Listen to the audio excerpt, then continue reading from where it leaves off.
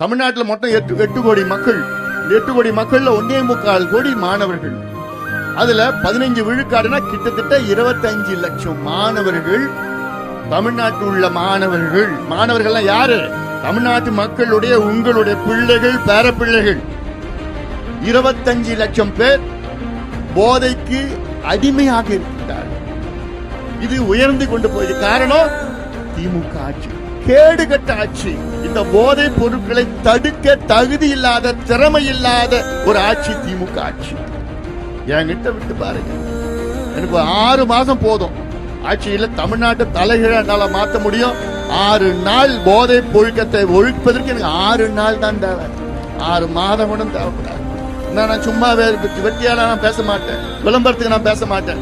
எனக்கு அடுக்குமொழியில பேசுறதுலாம் தெரியாது, செயல் செய்ய முடியும். எனக்கு வேலை கொடுத்தீங்கன்னா என்னால போராட்டம் என்னால செய்ய முடியும்.